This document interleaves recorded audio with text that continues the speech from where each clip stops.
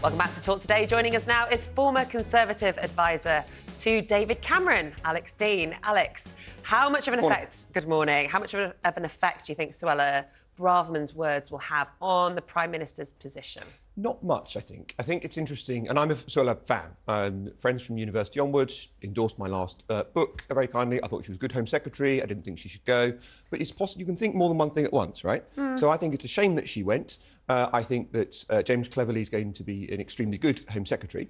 And I think that the letter was regrettable. I think she should have slept on it a bit. You think she was a good Home Secretary? What did she achieve in her time in office? Well, the most important thing for me, apart from, I thought the Albania deal was excellent, and that's one of the things that's driven down numbers in votes, and that's unambiguous difference. I thought that her position on policing was right, and I think, too, that it's very difficult if you're Home Secretary. What position on policing? Well, so that she doesn't directly control what operational decisions are made by the Met. Much as she tried to.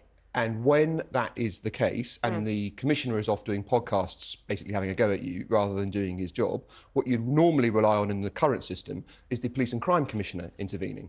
The Police and Crime Commissioner in that example is Sadiq Khan, who is absolutely adamantly set against the government. So I thought, what else is she supposed to do? She took to the press and said, this is the situation. It struck me, as we watched this unfold from Monday morning, that I mean, the last sort of 72 hours has been just unbelievable to follow.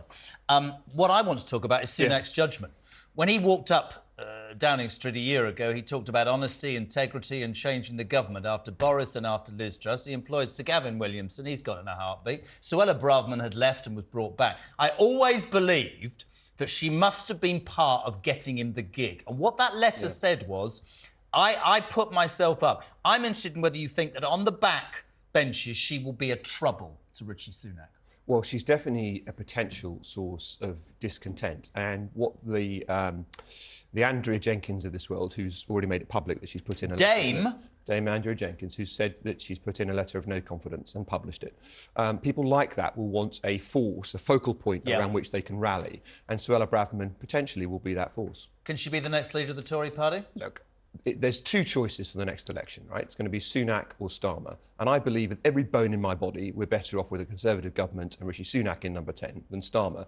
So the idea we have another leadership election in the Tory party is for the birds for me. But I think if he loses, we would look out. ridiculous. I think if he loses, he's out. Oh, no, that's after the election. Can we? We have to take you to earlier in the week. Yes. Well, we talk about him, and then we can talk about the Supreme Court. But no, DC, of course. No, I just want to know what your immediate reaction was. That moment where out of a cab outside number 10. I don't know if it was a cab. Bulletproof Land Rover. Sorry, not a cab, a bulletproof Land Rover. Out walks David Cameron, your old boss, into number 10 It's a very long time since I worked for him, but I think... Did you know? Did he call you? No, and do you know what? I don't think he knew even a month ago.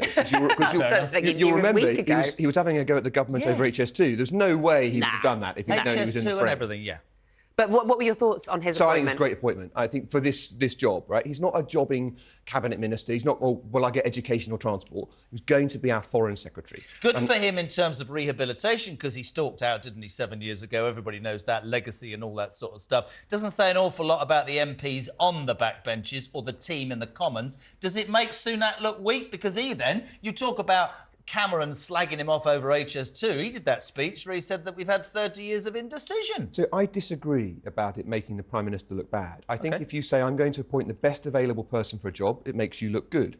And I work in business now. One truth in business when you appoint someone from outside an organisation is the finessing of saying to the people you've got on board, I think you're all really good, but frankly, I found someone better for this role.